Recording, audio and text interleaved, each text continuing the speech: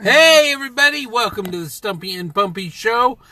And today we are motivationally speaking about motivation. Specifically how Bumpy over there doesn't like motivation. Yeah, see? She wasn't expecting this. She's caught off guard. Tell the folks, Christy, how you hate motivation and grew up despising motivational books. Not really despising them. I just wasn't motivated by them because you get all these power hungry, already famous, rich, no worries, no medical problems, like Tony Robbins. Sorry, but he was the one that bugged me the most. I've grown to like him a little bit more, but he was the one that bothered me because he's up there and he's got no medical things going on, and he's up there trying to tell me to live your best life. Hate that. What about Joel Osteen? Do you like him? No, I do not like Joel Osteen. Doesn't like Joel Osteen. He's what? He's a fake and a fraud and he's up there and good for him. He makes millions, but a fake and a fraud. Them's fighting words. I just don't buy into them. Didn't you have a faith popcorn book when you were growing up? Didn't your dad buy you a faith popcorn book? I don't remember that. Because you told me that. You told me that when I first met you. I probably did have one then. I just don't remember. But my dad would, bless his heart, try to encourage me by giving me these motivational books. And first of all, I hate reading. It's like, I don't think I've cracked a book since those books. What books? We won't go there. What are the last books you read? I'll give you guys a hint. It's a trilogy that has a color in its name. Yeah. Uh-huh. Thanks.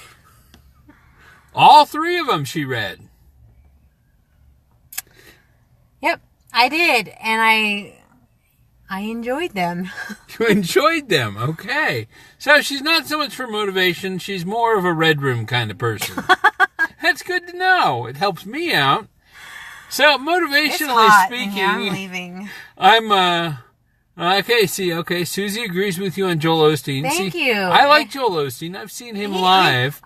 He can't help it. He, his father was a very successful preacher, and he just took over for his father's ministry when his father died, and he really didn't think he was going to ever be able to do that, and then he did, and he's built it up, and I'm not saying he's any saint. Swarmy.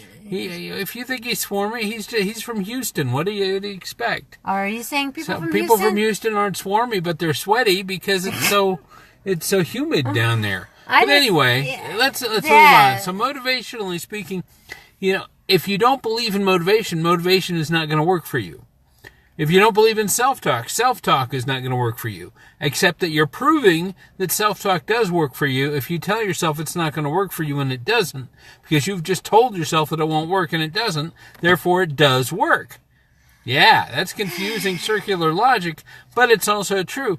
Motivation isn't going to work if you aren't going to accept it if you don't want to. But here's the thing. Why wouldn't we want motivation to work? Why wouldn't we want to be encouraged? Why wouldn't we want to be given an opportunity to learn things to help us be better people? I don't understand that. Why do we have to be so cynical and sarcastic when it comes to motivation?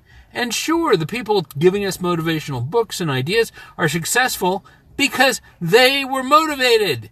Yes, they were. And there are plenty of people who are sick, who have had obstacles. There are people, Nick Vujicic has no arms and legs, and he's pretty motivational, hun. There are lots of people. I do like him. He's authentic, and he's dealing with, a true struggle. And a lot of them out there are. So, if we shouldn't just dismiss motivation, we should be discerning with the motivation that we listen to.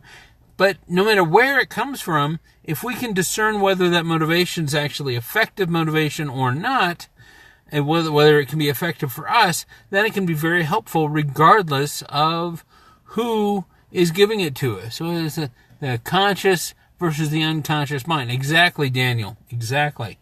So Christy and I are looking at, it's the end of May, we are trying to, as we said yesterday, to be switcheroo, to make a switcheroo, to change our mindset, to be the people we want to be, because we want to be better people. We've been doing Stumpy and Bumpy for a while, and you've seen us struggle. You've seen us be real. You've seen us succeed. You've seen us fail. And it's something we're tired of seeing more failure than success, and I bet you are too. So we're going to see how we handle motivation. And my own personal challenge is to use more motivation in my life. I haven't talked to Christy about what she's going to do because I don't want to force her to do any motivation stuff if she doesn't believe it.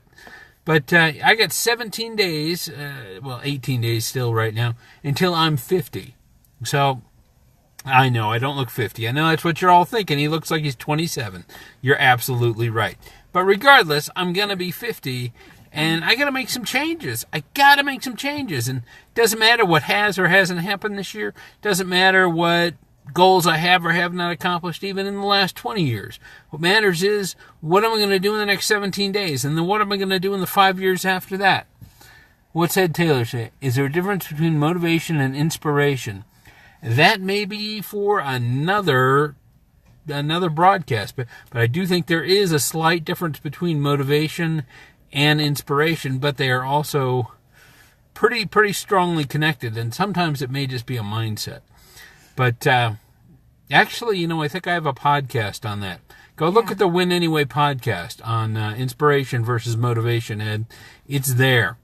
All right. So, weight-wise, did you weigh yourself today? I did. I'm down 3 pounds this week.